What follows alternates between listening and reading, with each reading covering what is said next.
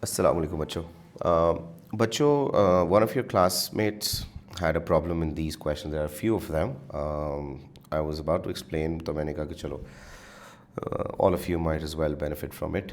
So we have a question where P lies on a line with equation y equals mx plus c. कुछ भी नहीं बताया line के बारे में. बस ये बता दिया कि M and C are positive constants. ये चीज़ें ध्यान से पढ़ा करें क्वेश्चंस के अंदर, because these really help you figure out which value of the constant you're going to use if there are more than one answers. ठीक है. A curve has equation y is equal to minus m over x. ये curve है, ये line है, and then it says there is a single point P on the curve such that the straight line is tangent to the curve. तो tangent to the curve वाली बात से आपको पता लग जाना चाहिए कि b square minus 4ac उस equation का zero होगा. किस equation का? Where you equate the line and the curve, because उनके intersection की बात हो रही है. तो let's begin. What the requirement is, we have to find the coordinates of P giving the y coordinate in terms of m. अब भाई coordinates of P निकालने हैं, and P is the point of intersection of the line and the curve. So we have no choice but to equate the line with the curve. Line is mx plus c. Curve is minus m over x. Cross multiply mx square plus cx plus m is equal to 0. That's what we have after equating the line and the curve. अच्छा जी, अगर ये मिल गया तो अब क्या करें? अब ये करें जी कि आपके पास क्योंकि line tangent to the curve है, उसने बताया था आपको, तो इसका मतलब है कि आपका B square minus 4ac should be equal to 0, where your a is m, your b is c, and your c is m. Okay, if that's the case, then b square minus 4ac should be c squared minus 4 times m, and that should be equal to 0, which means c squared should be equal to 4m squared, which means c should be equal to plus minus 2m. I took the square root on both sides. Since both m and c are positive constants, I take c as a positive 2m and not a negative 2m. Okay. Now we've got an equation to ourselves in which there's m and c involved. So what I'm going to do is I'm going to plug the c value in this equation. When I plug the c value in this equation, it becomes mx squared plus, in place of the c, I'm now plugging in 2m. So 2mx plus m is equal to 0. And now if you notice in this equation that we have, the yellow one, m can be taken out common from the entire equation. So x square plus 2x plus 1 is equal to 0. This is what we have. And now if you look at it, you can get rid of the m because it's a constant. So you can really get rid of m, and it'll be x square plus 2x plus 1 equals 0. If you factorize it, you end up getting x plus 1 whole squared is equal to 0, which means x is literally minus 1. We were supposed to find out the coordinates of P. If you pay attention to the requirement, there's the requirement. We were supposed to find out the coordinates of P giving the y coordinate in terms of m. Okay, the y coordinate in terms of m. अब ज़रा ये equation को देखें. ये जो line की equation थी, y is equal to mx plus c, इसके भी c की जगह अगर मैं 2m डाल दूँ, y is equal to mx plus 2m, then I have the value of x now. I've solved for x. X was what? X was minus 1. ये अभी हमने यहाँ पे निकाला था, right? So if x was minus 1 and the equation was y equals mx plus c, which was 2m, y would be equal to m times minus 1 plus 2m, and that gives us y is equal to m literally. So the coordinates of P come out as minus 1 comma m. That's the y coordinate of P written in terms of m. ठीक है? So P is minus 1 comma m. I hope you've all understood. This had a bit of discriminant involved. So this type of question you should not expect for your October test. But yeah, let's look at the next case. The normal to the curve at P intersects the curve again at point Q. अब ज़रा गौर से समझें बात को बेटा. मेरे बच्चा, we have what we have to ourselves is a curve, कोई भी कर्व है, random curve, let's say something like this, ठीक है। उस पे एक पॉइंट है P, एक लाइन है which is tangent to P, tangent to the curve at P, ये लाइन tangent है, सही है। एंड इस कर्व को थोड़ा सा हम, चलो let's say this curve goes something like this, okay? What he's saying is that the normal to the curve at P, normal का मतलब होता है मेरा बेटा परपेंडिकुलर, ये बात याद रखें। वैसे ये ज़्यादा डिटेल में हम डिफ्रेंशिएशन में पढ़ेंगे, इसलिए यहाँ पे हमने अभी तक बात नहीं की, but normal means perpendicular. Perpendicular to the curve means perpendicular to the tangent at that point, ठीक है। तो नॉर्मल लाइन जो है बेटा वो कोई ऐसी लाइन है, this is the line, this is which is normal to the curve. And वो कह रहा है कि अगर आप इसको एक्सटेंड कर दो पीछे तो it meets the curve again at Q, यानी इस कर्व को और भी थोड़ा नीचे ले आते हैं, तो ये जहाँ पे नॉर्मल और कर्व मीट कर रहे हैं उस पॉइंट को वो क्यू कह रहा है। And we are suppose to find the coordinates of Q in terms of m. All right. Now, if I want to find out the coordinates of Q in terms of M, then obviously Q being the point of intersection of the curve and the line, we need to solve the equation of the normal, ये green वाली line जो है इसकी equation and इस curve की equation, इनको simultaneously solve करना पड़ेगा। I don't have the equation of this normal, so I need to figure out what the equation of this normal is. Well, आपको याद होएगा अभी पिछले पार्ट में हमने किया था, इस टेंजेंट की इक्वेशन थी मेरा बेटा y equals mx plus c, which means the gradient of this tangent was m। तो बेटा कोई भी लाइन अगर उसके नॉर्मल है या परपेंडिकुलर है तो the gradient of that line should be the negative reciprocal of the gradient of this line, which would be -1/m. So that's the gradient of the green line, okay? -1/m is the gradient of the green line. Now, if the gradient of the green line is -1/m, then I could say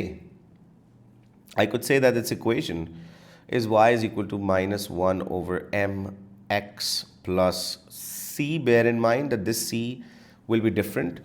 इस line का y intercept कुछ और होगा, इस line का y intercept कुछ और होगा, तो वो जो पहले c की वैल्यू निकाली थी इन टर्म्स ऑफ m2m वो यहाँ पे एप्लीकेबल नहीं है।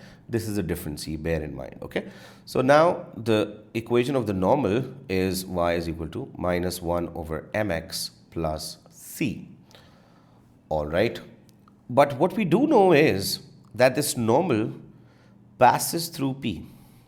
If this normal passes through P, where P has coordinates -1, m, that means that these points must satisfy, these coordinates must satisfy the equation of the normal. फिर से बोल रहा हूँ, अगर ये normal P से गुजरती है तो P के coordinates इसकी इक्वेशन को सेटिस्फाई करेंगे। इसका मतलब ये है कि अगर मैं इस नॉर्मल की इक्वेशन में x की जगह -1 डाल दूँ तो मेरा y कोऑर्डिनेट m होना चाहिए, because this line also passes through P. So what I'm going to do is I'm going to plug x as -1 here and I'm going to plug y as m here. So I'll get m is equal to -1/m times -1 plus c. I get m is equal to 1/m plus c, and from there I get my c as m minus 1/m. This is the c value. अच्छा, अगर ये c value है तो फिर इसका मतलब है बेटा, आप ज़रा ध्यान से, इसका मतलब है कि इस नॉर्मल की इक्वेशन, ये जो नॉर्मल हम बना रहे हैं जो ग्रीन वाली लाइन है, उसकी इक्वेशन मेरा बच्चा हो जाएगी y is equal to -1/m which was the gradient times x plus c, और c अभी हमने निकाला m minus 1/m. As ugly as it looks, this is the equation of that normal. ठीक है। अब जी अगर ये इस line, if this is the equation of the normal and the equation of the curve, if you remember, was y is equal to minus m over x. And if we wish to find out where this curve and this normal meet, we want to solve them simultaneously again. तो मैं मेरा बेटा minus m over x को equate कर दूंगा minus one over m x plus m minus one over m के साथ. This is the equation of the curve equated to the equation of the line. Now what we want to do is we want to move things around and see if we can come up with something. So let's see. यहाँ पे मेरा बेटा minus M को इधर ही रहने देते हैं, x को उधर मल्टीप्लाई करा देते हैं. तो I'd have minus x squared over m plus m x minus x over m. बल्कि इसको ऐसे नहीं करते, इसको हम ऐसे कर लेते हैं. Let's erase this out. So what I'm doing is I'm keeping this minus m over x as is. अभी मैं इधर इन दोनों को एज अ सिंगल फ्रैक्शन लिख रहा हूँ, तो बन जाएगा plus M squared minus one over m. ठीक है. Now I have minus m over x is equal to minus x plus M squared minus one entire thing over m. क्योंकि दोनों के नीचे m था तो मैंने सारी के नीचे m कर दिया. Now if I cross multiply I get minus m squared is equal to minus x squared plus m squared x minus x. This is what we have. And now what I'm going to do is I'm going to move everything on one side and have 0 on the other. तो इस m square को उधर ले जाते हैं तो मेरे पास आ जाएगा 0 is equal to, या बेहतर है हम उधर से सारा कुछ इधर ले आएं because my x square was negative. So x square plus m square x plus just x and minus m squared is equal to 0. ठीक है. ये इक्वेशन आ गई. अब ज़रा गौर करें बेटा, इन दोनों टर्म्स में से I am going to take an X out common and in दोनों टर्म्स में से I am going to take a one out common because is nothing really out common. तो I write X times X plus M squared and ये minus, sorry ये बेटा minus था, ये वाला ये प्लस था इधर तो उधर जाके माइनस होगा. This will be a minus, so this will be x minus m squared and here plus one, so x minus m squared. Now if you notice we have got a bracket x plus one and a bracket x minus m squared. तो मेरा बेटा दो और दोनों equal to 0 हैं, right. तो if x plus 1 is equal to 0, that means x is minus 1. And if x minus m squared is equal to 0, that means x is equal to m squared. ये x coordinate of p tha, so I'm ignoring this. This would be the x coordinate of q because the normal was meeting the curve at 2 points. One was p and one was q. तो एक तो -1 वो तो हमें पता है already कि p का x coordinate है, तो दूसरा वाला जो है वो q का x coordinate होएगा. So the x coordinate of q is m squared. y coordinate निकालने के लिए अब हमारे पास वही थी, y is equal to minus m over x. That was the क्या कहते हैं इक्वेशन ऑफ द कर्व. उसके अंदर x की जगह मैं डाल देता हूँ m square, so that would be minus m over m squared. Cancel one of the m's. I'll have y equals minus 1 over m. That's the y coordinate of q. So q के coordinates आ गए m squared and minus 1 over m. ठीक है. Again, I'm sure you people are a little shocked here and a little nervous here. थोड़ा सा मुश्किल question था but क्योंकि पहले पार्ट में डिस्क्रिमिनेंट था इसलिए this is not testable for now, but again you get an idea कि कोई क्वेश्चन कहाँ तक एग्जामिनर लेके जा सकता है. या okay, let's look the next one. So here let me zoom in a bit.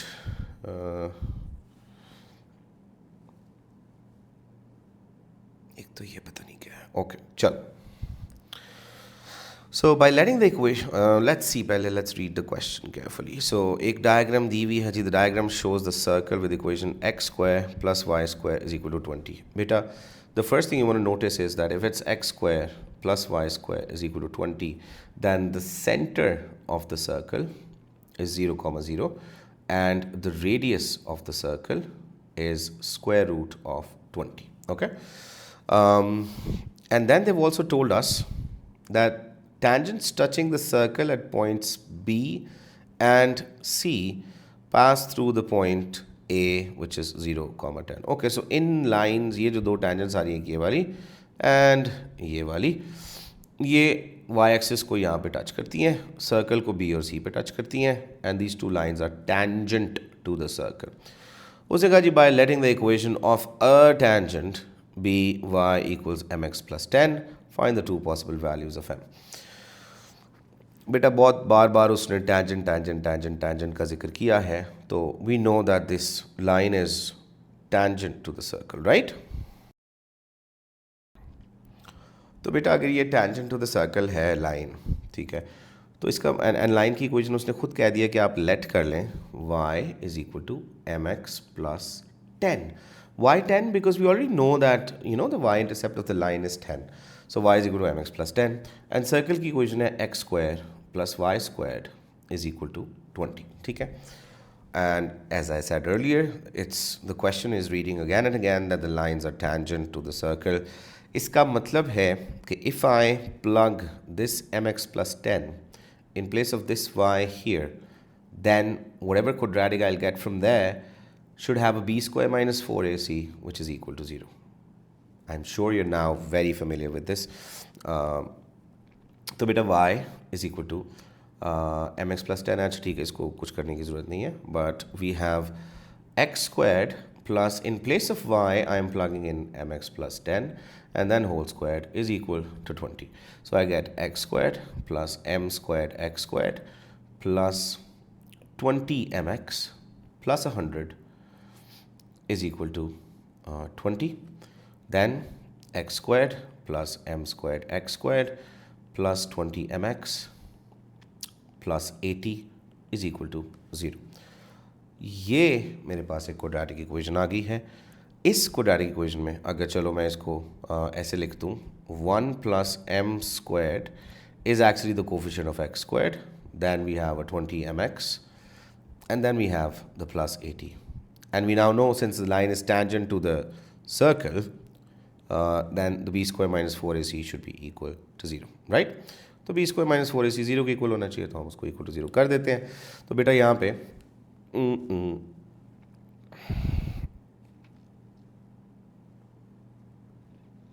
okay, so we have a as a is what, 1 plus m squared, 1 plus m squared, b is 20m and c is 80, ठीक है। तो b square minus 4ac equal to 0 है, इसका मतलब है 20m whole square minus 4 times 1 plus m square times 80 is equal to 0, ठीक है।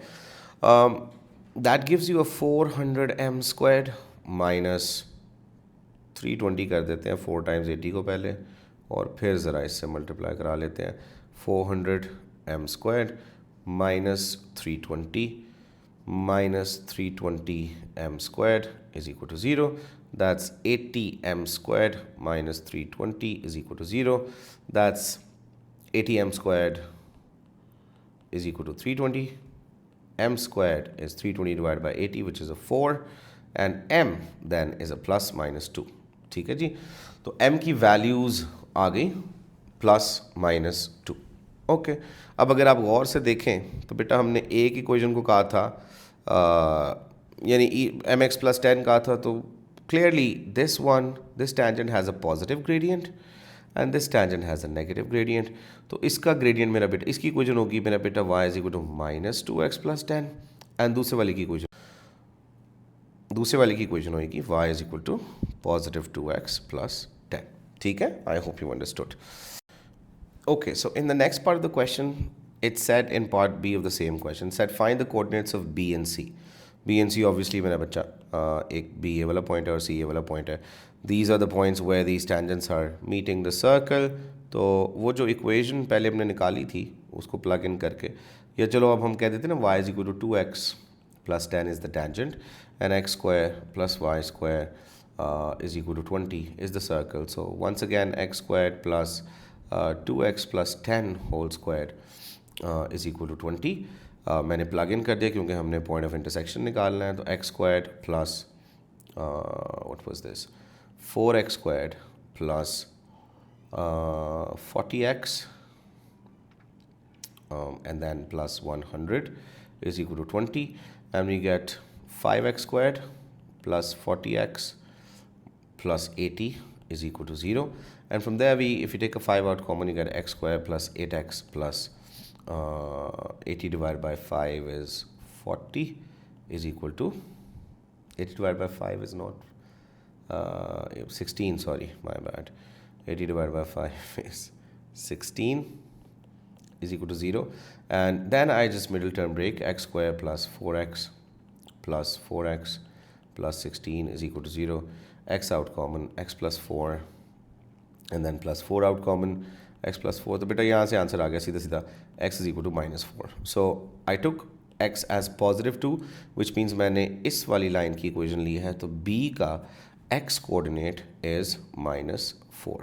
ठीक है, b का x कोऑर्डिनेट आ गया मेरा बेटा -4. y कोऑर्डिनेट निकालना है तो उसके लिए लाइन के अंदर डाल देते हैं. y is equal to, it was 2x plus 10, so I'd have y is equal to -8 plus 10, that's a 2.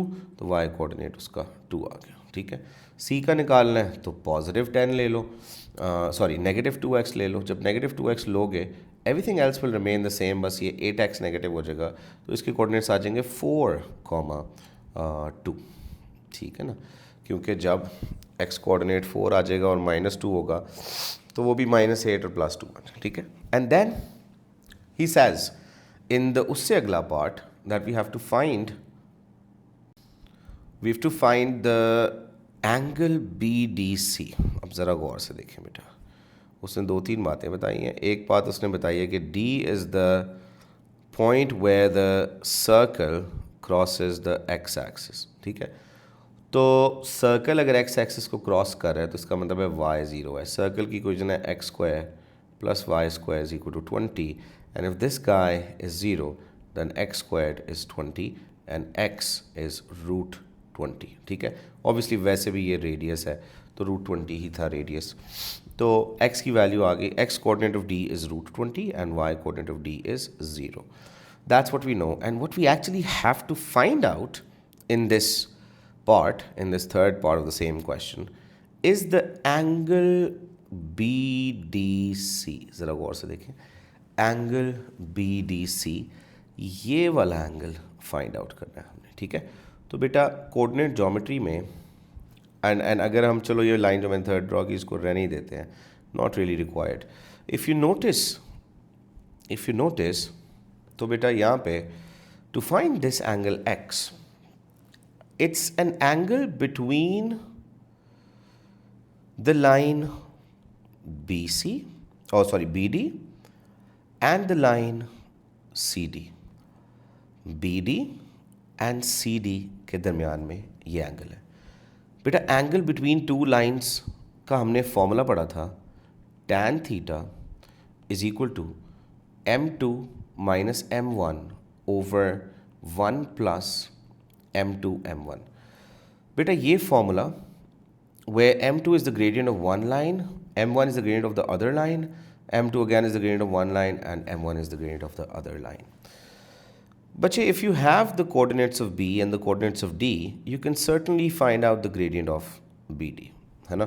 तो bd का ग्रेडियंट निकालने के लिए मैं कुछ नहीं करूँगा, मैं सिंपल इनके कोऑर्डिनेट्स यूज़ करूँगा. मैं कहता हूँ जी के y2 minus y1. सो d के कोऑर्डिनेट्स आर √20 एंड 0. ठीक है, तो y2 minus y1 would mean 0 minus 2 over x2 minus x1 would mean √20 plus 4. तो बेटा ग्रेडियंट आ गया bd का -2 over √20 plus 4, whatever that may be. Okay, that's your m1. Then to find out the gradient of cd का gradient था मेरा बेटा, cd का gradient निकाला नहीं है अभी, हमने निकाल लेते हैं. That be 0 minus 2 again over √20 minus 4. ठीक है, ये आ गया ग्रेडियंट cd का. अब आपने सिंपल tan थीटा, इसको बेशक आप डेसिमल में निकाल लें, just to have easier, just to make it easier to work with in the formula. तो tan theta is equal to m2 minus m1 over 1 plus m2 m1. इसके अंदर m2 इसको ले लो, m1 इसको ले लो, डजेंट रियली मैटर, जिसको मर्जी m2 m1 ले लो, फॉर्मूला में डालो और आंसर निकाल लो. ठीक है, अभी I don't have my calculator handy, वरना मैं निकाल देता तुम्हें, ठीक है। Okay, then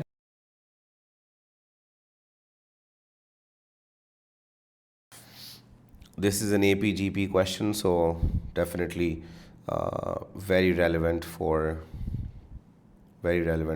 obviously your October exam. That doesn't mean कि यही सवाल आ रहा है that doesn't mean by any means, but let's see. बेटा वो कहता है कि a runner who is training for a long distance race plans to run increasing distances each day for 21 days. So 21 days, each day the distance increases.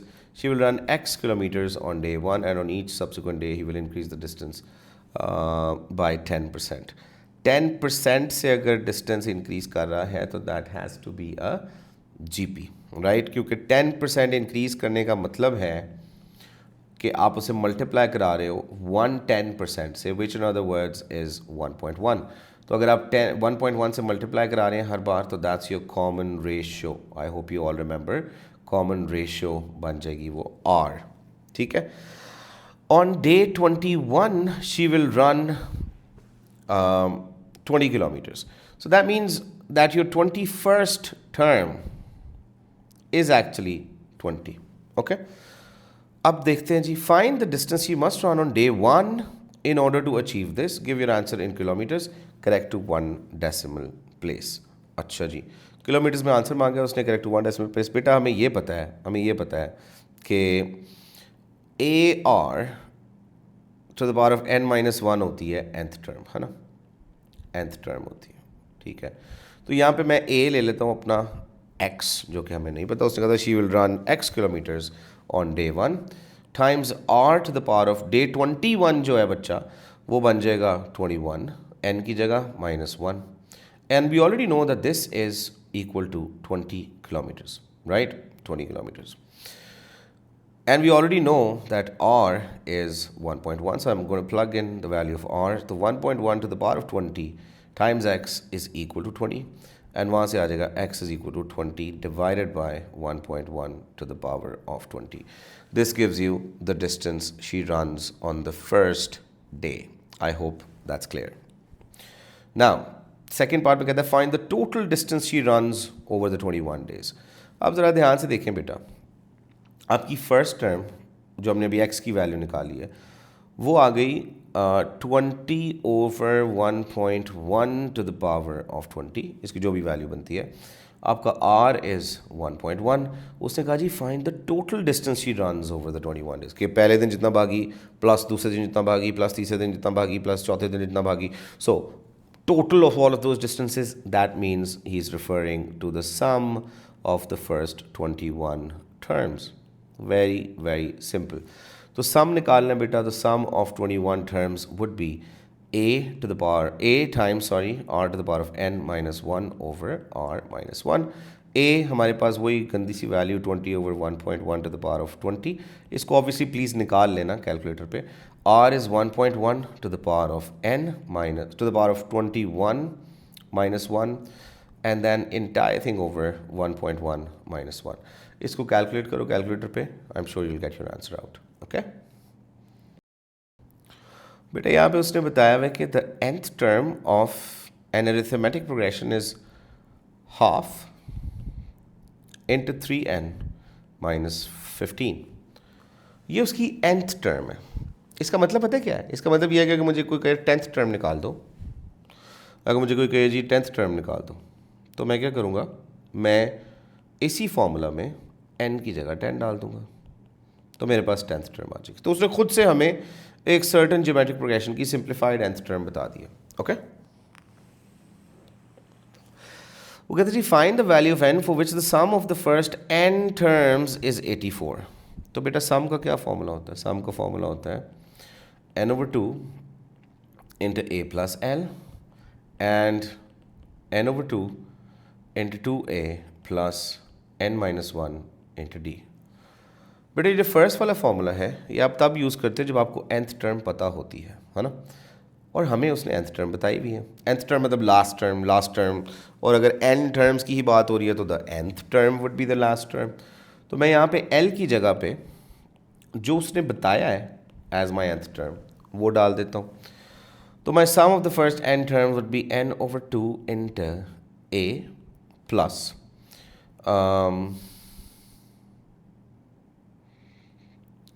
half into 3n minus 15. ठीक है जी. n over 2 into a plus half into 3n minus 15. ये कर दिया मैंने. उसने कहा जी कि sum of the first n terms is 84. तो मैं n over 2 into a plus half into 3n minus 15 डाल देता हूँ. ये तो मैंने कर दिया. But the problem is I don't know what a is. I don't know my first term. But if you pay attention, उसने आपको nth term का फॉर्मूला दे दिया. बेटा nth टर्म के फॉर्मूला में n की जगह कुछ भी डालो, वो आपको वो वाली टर्म नंबर दे देता है. तो अगर मुझे फर्स्ट टर्म चाहिए तो मैं इधर n की जगह 1 डाल देता हूँ. क्या ख्याल है? तो that would give me half into 3 minus 15 which is half into negative 12 which is minus 6. तो a इज़ माइनस 6. ठीक है. तो अब ज़रा मैं इधर लेके जा रहा हूँ इसको. ठीक है, ज़रा देखें ध्यान से.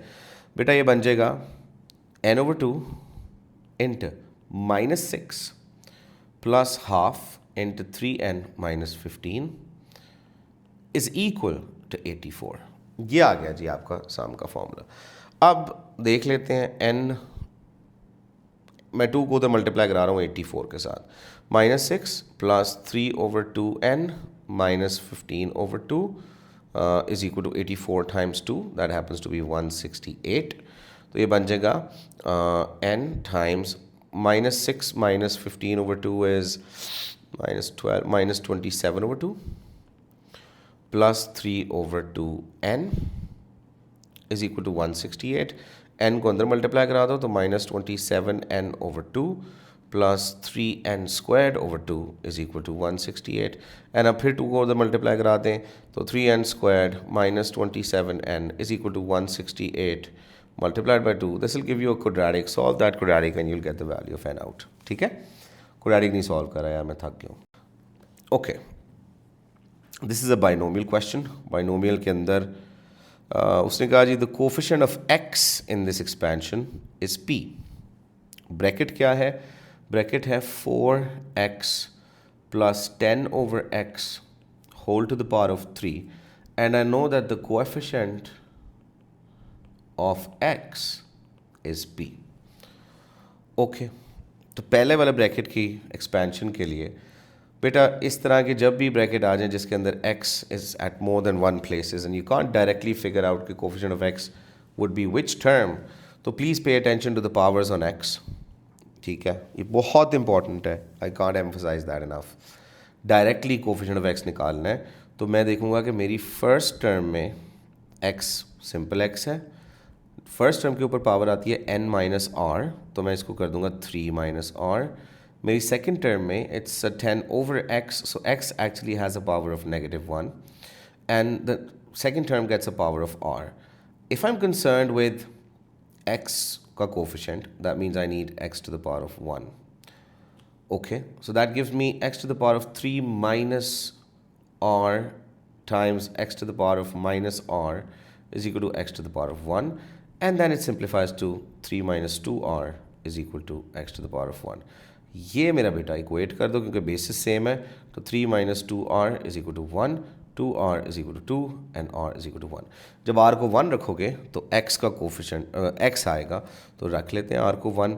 That would be 3c1 times 4x to the power of 2 times 10 over x to the power of 1. Okay, so that gives you 3 times 16x squared times 10 over x. अब देखो x और x कैंसिल होकर खाली x दे देगा आपको. आगे पास आ जाएगा 3 times 16 is 48, 48 times 10 is 480. तो 480x. So coefficient of x उसने कहा था जी p है. That means p literally is equal to 480. Okay. Now we've got another bracket to ourselves. What's the other bracket? That is उसको अलग से लिख लेते हैं. That other bracket is 2x plus k over x squared whole to the power of 5. And इसमें उसने कहा है कि जी 1 over x का coefficient is q. Okay. Now 1 over x means x to the power of -1. तो x to the power of -1 का coefficient q है. अब वो कैसे निकालें? फिर again same exact method. First term has a simple x and first term gets a power of n minus r, so 5 minus r. Second term has an x square in the denominator, so that's an x to the power of -2. उसके ऊपर power आती है r बच्चे, और हमें चाहिए x to the power of -1 क्योंकि मुझे 1 over x का कोफिशिएंट चाहिए. So that's an x to the 5 minus r times x to the -2r is equal to x to the -1. That when you combine gives you 5 minus 3r is equal to x to the -1. Again equate the powers. 5 minus 3r is equal to -1. 3r is equal to 6 आ जाएगा and r is equal to 2 आ जाएगा. तो second वाले bracket के लिए मुझे r को 2 use करना है. सेकेंड ब्रैकेट में हमारे पास आ गया जी 5c2 times 2x to the power of 3 times k over x squared to the power of 2. Now that gives us 5c2 is 10. 10 times 2 cubed is 8x cubed times k squared over x squared. अब ज़रा गौर से r को 2 लिया था हमने. 3r is equal to 6. r को 2 ही लिया था, तो गड़बड़ क्या हुई है? Oh, sorry, x to the power of 4 and each. When you square, the x square becomes x to the power of 4. Okay. So the x cube gets cancelled out and 3 of these x's go away. We are left with 80 k squared over x. तो बेटा 1 over x का coefficient फिर क्या हो गया? 1 over x का coefficient हो गया 80k squared. I mean, I could write this as 80k squared over x की जगह मैं साथ लिख देता हूँ 1 over x. तो बेटा ये कोफिशिएंट है. उसने कहा कि that is q. So q is 80k squared. P is 480. I'm erasing everything else just so that we could, okay. Clearly I can't erase. Wow. अच्छा ठीक.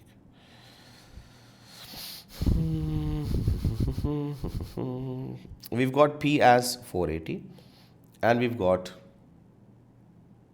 Q as 80k squared. साथ उसने बेटा बता दिया ये बात. Given that P is equal to 6Q. Okay. So that means 6Q is equal to 480 because P was 480. That means Q is 480 over 6. That means Q is 80.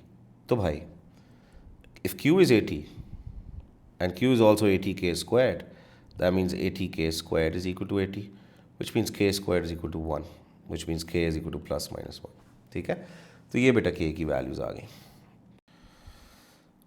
बेटा the first, second and third terms of an AP are, so we've got ourselves an AP which is A, 3 over 2A and B.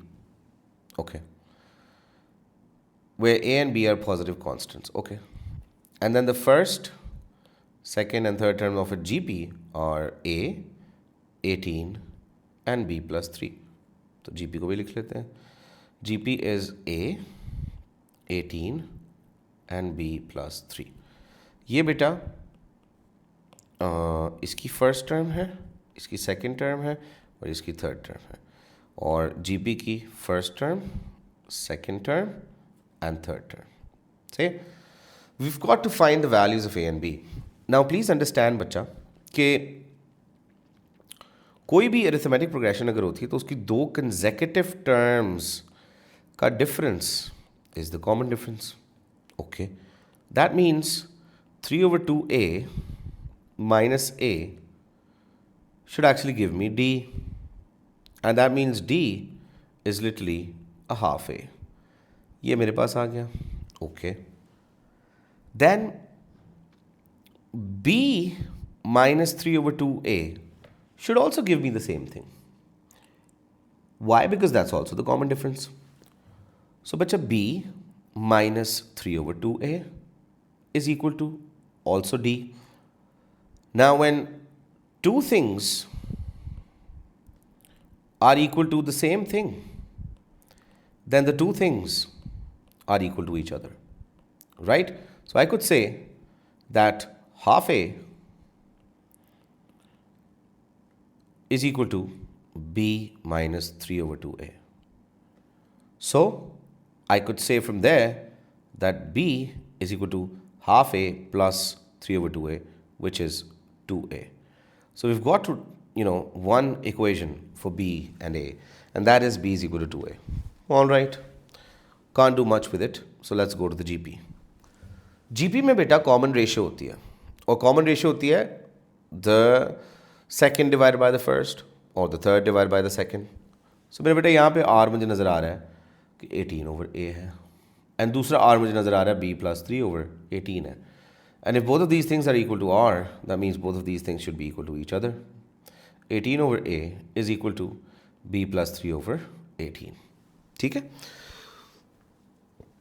Which means cross multiply, you get 18 times 18, which is what, 324, is equal to a times b plus 3. And hold on, we already know that b is 2a, right?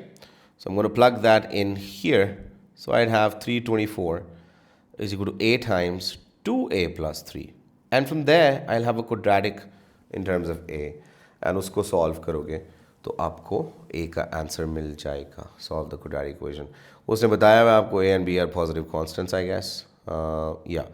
तो a की जो दो values आएंगी उनमें से negative वाली को ignore कर दो, पॉजिटिव वाली को यूज़ करो, और उसको यूज़ करके फिर बाद में b की वैल्यू भी निकाल लो. Happy days. Okay, now find the sum of the first 20 terms of the AP. When you have A and B, you could do that as well, I'm pretty sure. I hope you can do that. Now, we've got 2 points A and B, and they've got coordinates 8, 3 and P, Q respectively. The equation of the perpendicular bisector of AB is y equals minus 2x plus 4. Find the values of P and Q.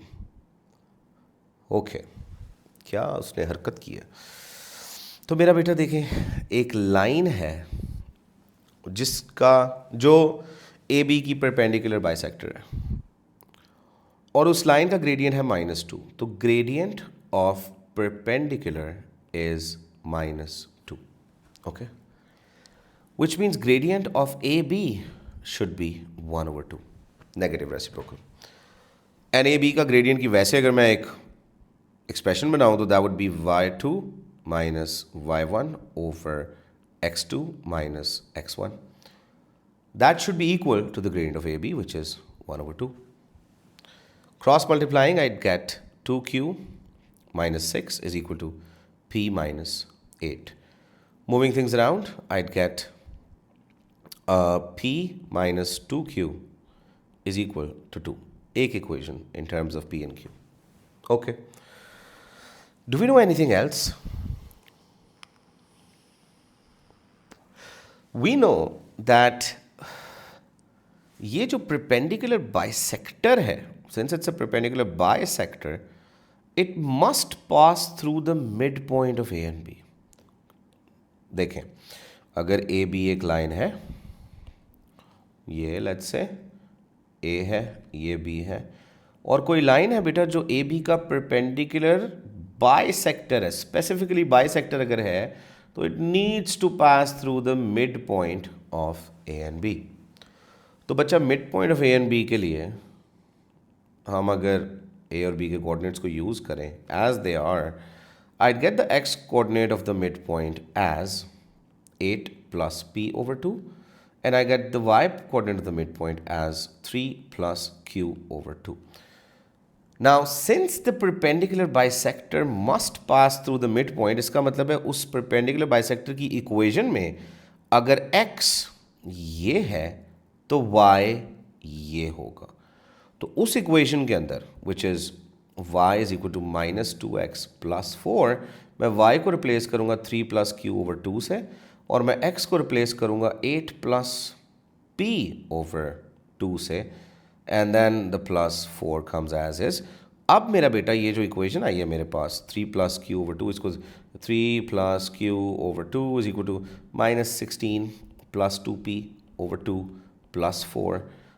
3 plus q over 2 is equal to minus 16 plus 2p plus 8 entire thing over 2. Cut the 2's, you get 3 plus q is equal to minus 16 plus 2p plus 8. बेटा ये एक और equation आ गई in terms of p and q. पहले एक ये green वाली equation थी in terms of p and q. Solve them simultaneously, you'll get the values of p and q. Okay?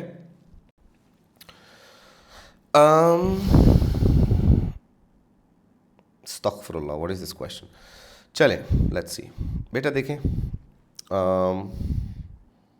उसने हमें एक ब्रैकेट दिया हुआ है जी, और उसने कहा है कि जो coefficient of x to the 4 over the coefficient of x is 3.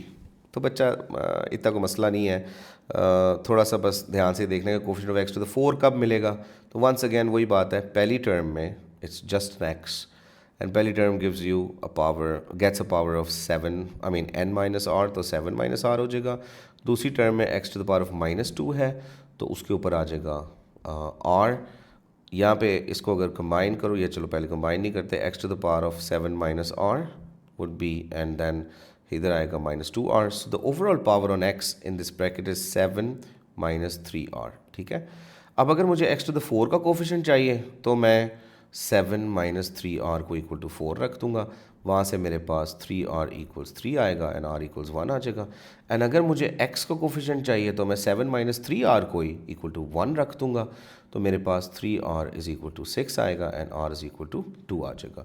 तो बेटा मैं अब क्या करूँगा, मैं एक्सपेंशन में 7c1 times x over a to the power of 6 times a over x squared to the power of 1 कर दूंगा. तो बच्चे यहाँ से आ जाएगा 7 times x to the 6 over a to the 6 times a over x squared. When I cancel this x square with two of these x's, I'd be left with a 7 x to the 4 at the top and an a to the 5 at the bottom, क्योंकि इसको भी काट दें तो 5 a's बचेंगे. ठीक है मेरा बेटा. 7 over a to the 5 is the coefficient of x to the 4. All right. Then I do the same, but I do it for x, and x के लिए हमने r को 2 रखना था. तो बेटा अब कर देंगे 7c2 times x over a to the power of 5 times a over x squared to the power of 2. 7c2 की value, don't make me take out the calculator. नलाइको, मेरे नलाइको. Okay.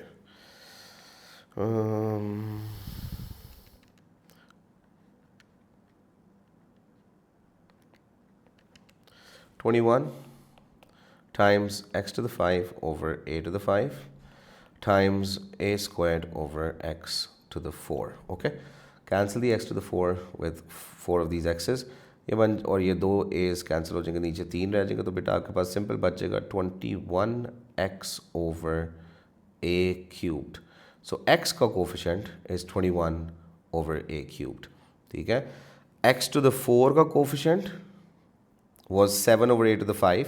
तो 7 over a to the 5 over 21 over a cubed is equal to 3. ये हमारे पास एक equation बन के आ गई है जी. ठीक है. अब ज़रा let's tidy things up. To tidy things up, we do 7 over a to the 5 divided by 21 over a cubed. This turns into 7 over a to the 5 times a cubed over 21. और ये सारा इक्वल है 3 के, याद रखिएगा. So we cancel the a cube with these a's and we cancel this 7 with this 21 3 times. We have nothing at the top. We have an a squared times 3 at the bottom and a 3 there. So we have 1 equals 9a squared. So a squared is 1 over 9. So a is plus minus 1 over 3. उसने अगर कहा था कि जी positive constant find the possible values of a, तो वो plus minus 3 आ गया बेटा. ठीक है. चले ठीक है, ऑल द बेस्ट।